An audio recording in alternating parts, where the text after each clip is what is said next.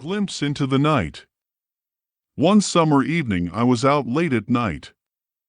It was too expensive to call a cab for my student purse, so I decided that it wasn't such a long way home, and I could walk home on a warm August night.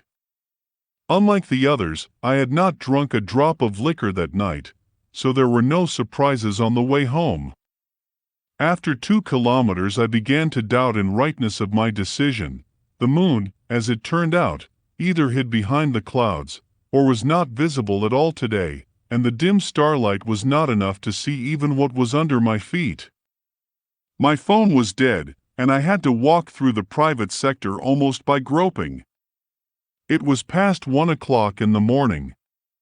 The young moon was out of the clouds, though, and it was a little easier to walk in its light. I walked down the street past the one-story houses. Naturally, the lights were no longer on anywhere. And this state of almost complete darkness touched some subtle, primal corner of my soul. I slowed down.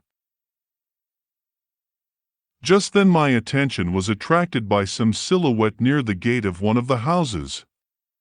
Looking closer, I saw that it was an old man, sitting beside the sidewalk and smoking, judging by his bent arm.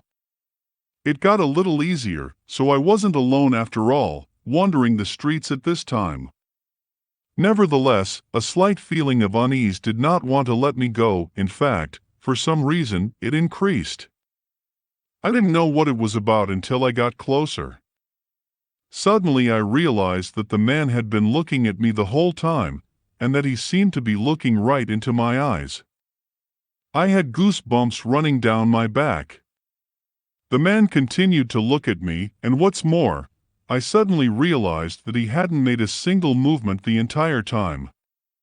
For a moment I even thought I was imagining things, and it was just a bush that looked like a man. But the closer I got, the more clearly I could see the outline of his face, his white t-shirt, and, most importantly, his deeply sunken eyes, so deep that I couldn't see them. Embarrassed for a moment, I paused, but then went on, reassuring myself that it was silly for an older man to be afraid of a grown-up guy, even at 1 o'clock in the morning. However, the stranger's gloomy gaze was keeping me awake. What happened next, I can't explain to this day.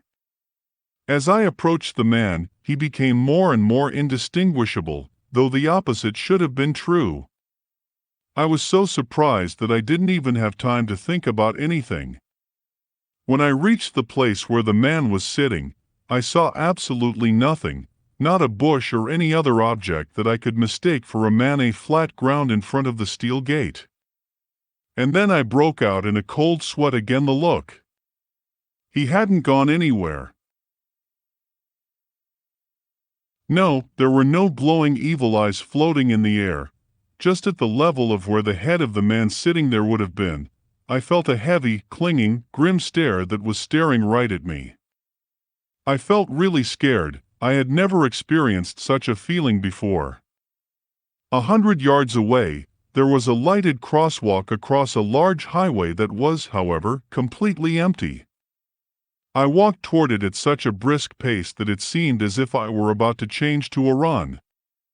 And the whole time the feeling of the grim stare in the back of my head never left me for a second. I could feel the distance between me and that stare. It was only after crossing the road that I stopped and turned around. I sensed that something had stopped too, without crossing the road, and was looking at me from there. It wasn't until I turned the corner that the heavy feeling let me go.